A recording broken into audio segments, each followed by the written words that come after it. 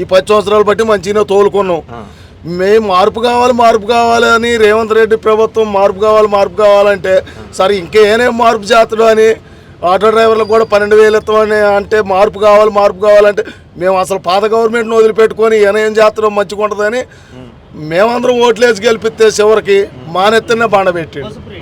Bus ప్రియానుడు 3-4 గంటలు ఆ మోపుని ఆధార్ కార్డులు పట్టుకొని కూర్చుంటున్నారు. కానీ 12,000 ఇస్తానంటున్నాడు మాకు 12,000 రోజు 3 రూపాయలు పడతాయి. ఒక కేజీ బియ్యం వస్తాయా? ఆయన నెలకు సంవత్సరానికి 12,000 ఇస్తే మాకు రోజు 30 రూపాయలు 30 రూపాయలు వస్తాయి. మాకు ఒక టికెట్ 30 రూపాయలు వస్తాయి. మాకు ఆ ఒక టికెట్ మాకు నువ్వు బస్సు పెట్టడం ఒక టికెట్ పోతుంది, నువ్వు 30 రూపాయలు ఇస్తావా? ఒక కేజీ బియ్యం కానీ ఒక కేజీ టమాటాలు తెప్పిస్తాను చెప్పు, మేమంతే తోలుతాం.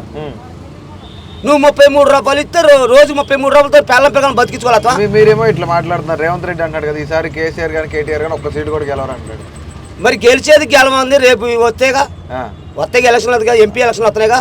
ఆయన అండగా మొన్న మగోళ్ళు రాండి అని వేసింది 75% మా ఆటో డ్రైవర్లు 100% గవర్నమెంట్ ఉద్యోగాలు చేశారు. ఎవడు తత్తమ్మలు కూలి చేసుకునే వాళ్ళు కానీ అరకు దున్నుకునే రైతు కానీ ఎవడేలా వేసింది మేము ఇద్దరమే. ఈసారి అనగానే నిన్న కాక మొన్న సాధించాలి ఏమన్నా మీటింగ్లో మగోడు తండ్రి కొడుకులు రాండగా ఆ మగోడు తనం మేము చూపిస్తాం. ఆటో డ్రైవర్లు చూపిస్తాం కదా నా ఇంట్లో 4 ఓట్లోనేనా. ఆటో డ్రైవర్ అంటే ఒక్కడే కాదు, ఆటో డ్రైవర్ అంటే నేను ఒక్కడిని మా ఇంట్లో ఆటో. ఇప్పుడు మా నాన్న ఓటు, మా అమ్మ ఓటు, నా ఓటు, మా ఆమె ఓటు, నా 2 పిల్లగాల ఓటు. ఎన్ని ఓట్లయినాయి మా ఇంట్లో? 8 ఓట్లయినాయి.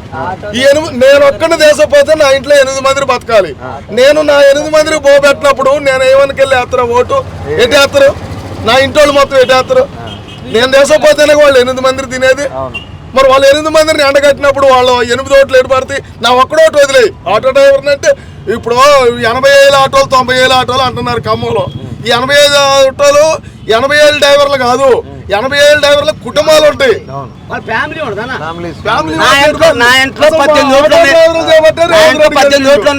పక్క కాంగ్రెస్ ఓట్లు అయ్యి ఈసారి వేసుకోవాలి 18 ఓట్లు. ఆయన రేవంత్ రెడ్డి ఇంటికి వచ్చి ఇప్పుడు రేవంత్ రెడ్డిని ఇప్పుడు మీకు ఆటో వాళ్ళు బస్ ఫ్రీ చేశారని ఆటో వాళ్ళందరూ వ్యతిరేకిస్తున్నారు. కుర్చీ మీకు కొన్ని అబద్ధాలు చెప్పినా మరి మా పొట్ట కొట్ట మేము ఉండదు. మా పొట్ట కోసం ఇప్పుడు మీ ఓట్లన్నీ సరే, మీ ఓట్లన్నీ మీకు అన్యాయం జరిగింది అంటున్నారు. జరిగింది ఓట్లన్నీ ఎవరికి పడతాయి? మేము కేసీఆర్కి వేస్తాం. కేసీఆర్ గ్యారెంటీ వేస్తాం. ఆ మగోడు నువ్వు ఆ కొద్దిగా కేసీఆర్ కొద్దిగా ఆ మగోడుతనం చూపిస్తాం. మరో పక్క బీజేపీ వాళ్ళు కూడా కేంద్రంలో మేము ఉంటే అభివృద్ధి జరుగుతుంది అంటున్నారు కదా. కంపల్సరిగా కేంద్రంలో గవర్నమెంట్ ప్రధానమంత్రి రైతులు రేవంత్ రెడ్డి పారిపోతారు. గ్యారెంటీ పారిపోతారు. నరేంద్ర మోడీ కంపల్సరీగా వస్తాడా? ఎందుకని కంపల్సరీ నరేంద్ర మోడీ వస్తారు. ఫ్రీ బస్సులు పెట్టి ఇటు తోలిచ్చి జనాన్ని ఆగం చేస్తే కాంగ్రెస్ కోట ఓడేస్తున్నాను. మేమంతా పక్కా కాంగ్రెస్. మా ఇంటిరా ఇవాళ కూడా మా ఇంటి మీద జెండాలు ఉంటాయి. ఇట్లా ఫ్రీ బస్సులు అవి పెట్టి ఇటు తోలిస్తే మేము ఏం కాంగ్రెస్ కోట వేస్తాం? జెండాలు కట్టుకొని జెండాలు మోసిన ఒక ఆపిల్లగాడు కూడా కాంగ్రెస్. మా ఆటో అడ్డాలో 60 ఆటోలు ఉన్నాయి.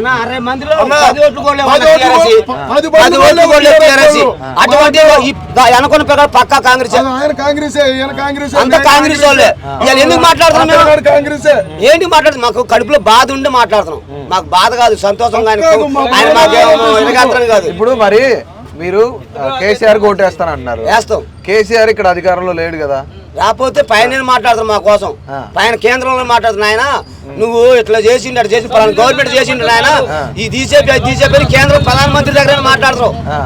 మాట్లాడి చెప్తే దగ్గర ఉంది. ఈ 10 ఏళ్లలో మోడీ దగ్గర ఏం మాట్లాడలేదు కేసీఆర్ అని చెప్తున్నారు. ఎవరు మాట్లాడుతుంది? నీకు ఈ నిధులు ఆడి ఈ వ్యవహారం ఏంది? ఈ పథకాలు ఎన్ని ఆనిచి వచ్చినాయి? రేవంత్ రెడ్డి దగ్గర వచ్చిన, సోనియా గాంధీ దగ్గర వచ్చి డబ్బు పెట్టినా. ఆయన అప్పులు చేసినాను, నువ్వు చేసింది బాగు చేసింది. నువ్వు బాగు చేసింది 60 రోజులకి 600 కోట్లు తెచ్చినావు.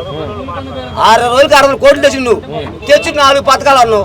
ఆ 4 పథకాలు 480 కోట్లు ఖర్చు పెట్టినావు. ఇప్పుడు మీరు కాంగ్రెస్ కి పథకాలు చూసి ఓటేశారా లేదంటే నాయకులను చూసి? మార్పు కావాలని మా ఆటో డ్రైవర్లు 10 సంవత్సరాలు చేసిన మధ్యలో ఆయన కేసీఆర్ మీద వ్యతిరేకత కాదు. ఇది ఉన్న నాయకులు ఇక్కడ లోకల్ నాయకుల వల్ల పోయింది తప్ప ఆయన కేసీఆర్ మీద ఎవరికి కోపం లేదు. కేసీఆర్ మీద కోపం ఎవరికి లేదు, లోకల్ నాయకులు కూడా పోయింది. మరి కాంగ్రెస్ ని ఎందుకు చూసారు? ఒక పక్క బీజేపీ కూడా ఉంది కదా. అప్పుడు బీజేపీ అంటే మనకు ఫస్ట్ నుంచే లేదు. బీజేపీ ఫస్ట్ నుంచే లేదు. ఈ ఖమ్మంలో నువ్వు నరేంద్ర మోడీ దగ్గర వచ్చి పెట్టినా గెలవడం. ఈ తెలంగాణలో ఈ ఖమ్మం జిల్లాలో 10 నియోజకవర్గాలు పెట్టినా రేవంత్ రెడ్డి కాదు ఇంకోటి పెట్టిన గెలవడం ఏడ కొన్న నాయకులను బట్టిపోయింది తప్ప ఏడ కేసీఆర్ జడగొట్టింది ఏంటంటే పొంగులేడు చీని నామా నాసరా గారిని తొమ్మల నాసరా గారిని బాగొట్టుకోవటమే ఆయనకి ఎన్ని పోటీంది నేను అదే వాళ్ళిద్దరు ఉంటే ఈ రేవంత్ రెడ్డి పోయి ఆడ ఉంటాడు. మీకు పొంగులేటి మీద అభిమానం ఉంది మీ అందరు, ఆయన అభిమానం మీద గెలిచిండు. మరి ఇప్పుడు వాళ్ళ తమ్ముడిని తీసుకొచ్చి ఎంపీ క్యాండిడేట్ గా నిలబెడతానన్నారు కాంగ్రెస్ తరఫున. ఆయన నువ్వు పొంగులేడు చీని తీసుకొచ్చి పెట్టినా నువ్వు ఓట్లేము.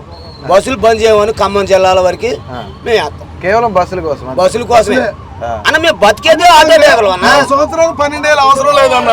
ఆ బస్సులు ఎత్తే మేము దోలుకుంటాం, బతుకుతాం. డబ్బులు లేకుండా మాకు ప్రత్యేకంగా ఈ బస్సులు వరకు బంద్ చేస్తే ఆటో వాళ్ళం మంచిగా బతుకుతాం. మాకు రూపాయి మాకెందుకన్నా 12 ఏళ్ళు వచ్చి మాకేంటి రోజు 30 రూపాయలు పడుతుంది.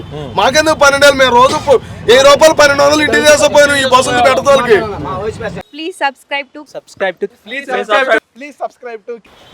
to KTV Telugu. KTV Telugu. KTV Telugu channel.